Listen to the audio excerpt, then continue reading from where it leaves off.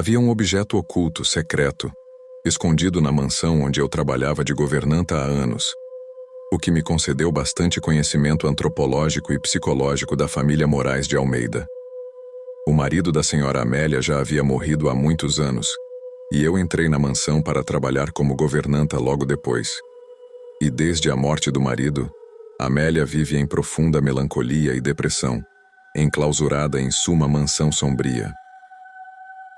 No entanto, desde que entrei naquela mansão, notei que havia algo estranho ali, algo com um significado ou causa oculta, escondida, algo que durante anos eu não soube explicar, mas uma coisa sempre chamou muito a minha atenção: a ausência completa de fotografias do marido falecido da senhora Amélia, e isso despertava minha curiosidade em relação à mansão e ela. De qualquer forma, com o passar dos anos trabalhando como governanta na mansão que o marido havia deixado para a senhora Amélia, uma mulher distinta e com uma beleza exótica, porém muito melancólica e sempre triste, passava a maioria do dia dormindo e ficava perambulando pela casa durante a noite. Certa madrugada, eu, curiosa para saber qual era o segredo que Amélia escondia naquela mansão, ao ouvi-la se levantar de sua cama e descer as escadas que levavam até a sala, eu me levantei da minha cama em meu quarto nos fundos da mansão e corri para ver o que ela iria fazer. Foi quando cheguei silenciosamente na escuridão da sala da casa e a vi entrar na biblioteca da mansão e fechar a porta. No entanto, minha curiosidade era maior, e eu acabei me aproximando da porta e abrindo-a lentamente para olhar pela fresta, e quando olhei, vi a senhora Amélia puxar da prateleira um livro em específico, e assim que ela puxou o livro, uma porta entre as prateleiras da biblioteca se abriu, ela entrou e a porta novamente se fechou. Naquele momento, com medo, eu retornei para o meu quarto e passei a noite toda acordada pensando no que é que Amélia escondia naquela passagem secreta. O que é que havia lá? E quanto mais o tempo passava, mais curiosa eu ficava. E num dia, em uma das vezes em que raramente a senhora Amélia saía de casa para ir até o cemitério depositar flores no túmulo de seu marido, eu não me aguentei de curiosidade e aproveitei a saída dela para descobrir qual era o seu segredo. Então, enquanto ela estava no cemitério a rezar para o marido falecido, eu corri e entrei na biblioteca. E por alguns segundos, procurei o livro que eu havia visto ela puxar e a porta se abrir. E depois de alguns segundos tentando aleatoriamente na direção em que eu havia visto, consegui encontrar o livro. Quando eu o puxei, uma porta secreta se abriu. Eu imediatamente entrei, mas quando ela se fechou atrás de mim, eu quase morri de susto. No entanto, mesmo com medo, eu segui em frente, pois minha curiosidade era maior do que o risco de perder o meu emprego. Do outro lado da porta havia uma gruta de pedra iluminada com velas que me levaram até um altar. E quando eu me aproximei do altar, vi em seu centro um vidro lacrado com uma cabeça humana dentro conservada com formol. Desesperada por ver aquela cena horrível, eu saí correndo e voltei pelo mesmo caminho. Mas quando cheguei à porta secreta da biblioteca por onde eu havia entrado, não encontrei uma forma de abrir a porta do lado de dentro, e por alguns segundos fiquei perdida. Mas quando eu consegui me acalmar, comecei a olhar por todos os lados e vi um interruptor na parede ao lado. Graças a Deus, a porta secreta se abriu e, em seguida, se fechou enquanto eu corria agoniada para o meu quarto. E ali me deitei em minha cama e fiquei a pensar de quem era a cabeça conservada em um vidro de formol naquela gruta sombria iluminada por velas, dando um ar macabro e demoníaco ao local.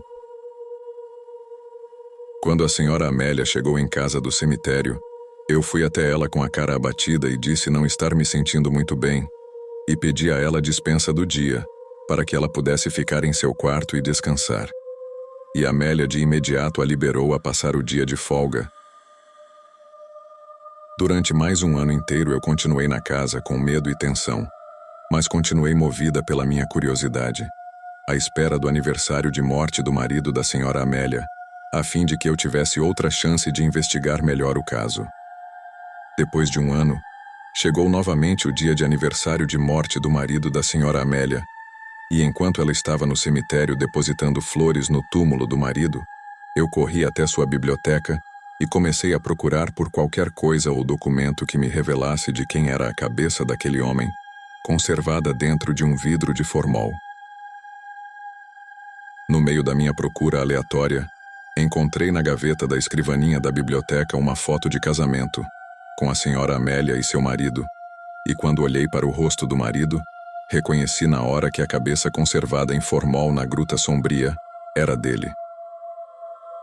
Ela havia decepado a cabeça do próprio marido e a conservado em um vidro com formol, em um lugar secreto escondido atrás da biblioteca da casa, uma gruta subterrânea iluminada por velas, dando ao lugar um ar macabro.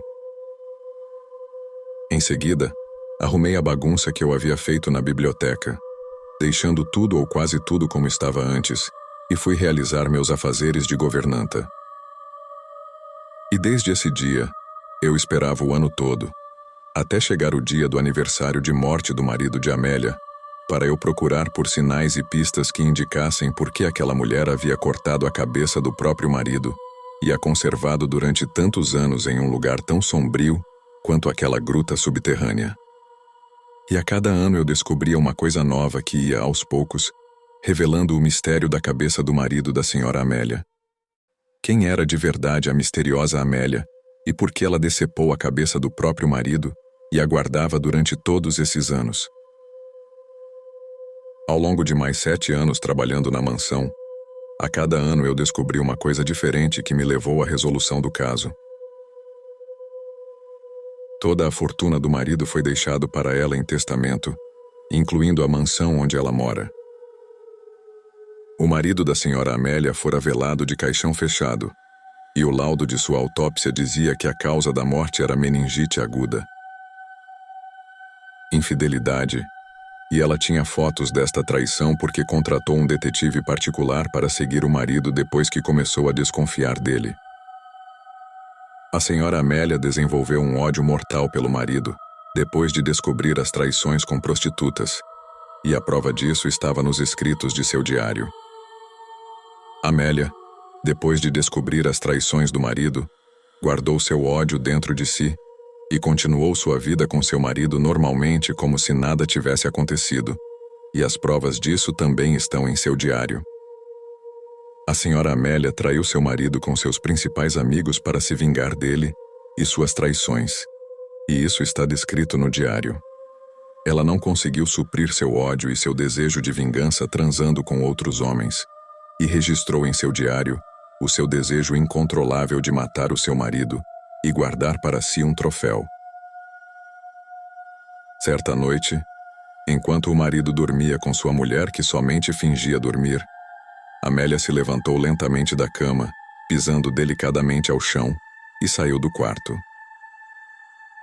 Ela foi até a casa de ferramentas do lado de fora da mansão, e lá pegou uma foice, a maior e mais afiada, e depois retornou para casa, entrou sorrateiramente no quarto onde o marido dormia, foi até o lado da cama e desferiu um único golpe de foice que decepou sua cabeça na hora enquanto dormia.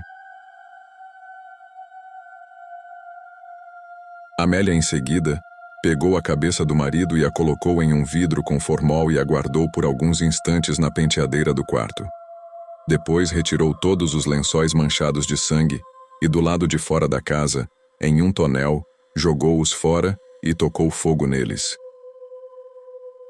Posteriormente, ela retornou à mansão e ligou para um amigo seu da faculdade que atualmente trabalhava no IML e o subornou com 1 milhão para fazer para ela um atestado de óbito com a causa da morte sendo meningite e que ele recomendasse no relatório da autópsia que, devido ao estado avançado da doença, o corpo não deveria ser exposto em um velório com caixão aberto por risco de contágio da doença. O seu amigo aceitou e lhe entregou pessoalmente o atestado e pegou sua recompensa de 1 milhão de reais em dinheiro vivo guardado em uma maleta e depois foi rapidamente embora devido à demonstração de urgência de terminar aquela negociação. Posteriormente, a senhora Amélia ligou para a funerária que seria responsável pela realização do funeral de seu marido mas ela fez a exigência de ela própria realizar o procedimento, subornando-os com mais $1 milhão. Eles imediatamente aceitaram e foram para a mansão da Amélia. Ao ver pela janela o carro da funerária chegar, ela imediatamente cobriu o corpo decepado do marido na cama com um edredom e escondeu o vidro com sua cabeça dentro em um armário. Assim que eles tocaram a campainha, Amélia desceu as escadas da mansão e atendeu a porta, pedindo que eles levassem todo o material necessário lá para cima no quarto. E assim os agentes funerários fizeram. Levaram o caixão e todos os equipamentos de limpeza e maquiagem do cadáver. Mas, ao notá-los na mão do agente, ela o olhou e disse que a maquiagem não seria necessário, e lhe passou o relatório do legista que ela havia pagado para recomendar lacrar o caixão, devido ao possível contágio da meningite aos presentes no velório. Os agentes então levaram para dentro do quarto somente o caixão no chão mesmo, e o material de lavagem do corpo, e depois na escrivaninha, e deixaram a Amélia sozinha trancada no quarto, enquanto eles esperavam na sala tomando o chá que a governanta servia. Sozinha no quarto com o marido decepado, a senhora Amélia preparou todo o ritual. Retirou as roupas do marido, o lavou com um pano umedecido e depois arrastou o caixão que estava no chão até a beirada da cama e rolou o marido sem cabeça até o caixão. Sentindo-se aliviada depois de todo o trabalho, ela abriu a porta do quarto e mandou os agentes funerários lacrarem completamente o caixão e prepararem o velório na capela do cemitério da cidade. Enquanto os agentes funerários realizavam seu trabalho, Amélia ligou para a administração do cemitério da cidade e mandou preparar uma sepultura para hoje. Eles disseram ser impossível, mas ela mais uma vez os subornou, e tão logo o administrador do cemitério construiu de uma hora para outra, com a ajuda de outras pessoas, um belo túmulo. Em seguida, Amélia novamente ao telefone ligou para todos os amigos e parentes do seu marido, e lhes contara toda a história de sua doença e a necessidade de se realizar o velório com o caixão lacrado, e que, devido à doença, o velório aconteceria hoje mesmo, por medo de contágio. Muitos apareceram no velório e depois de algum tempo de cerimônia, a senhora Amélia enterrou o próprio marido, a quem a cabeça ela havia decepado e guardado como um troféu.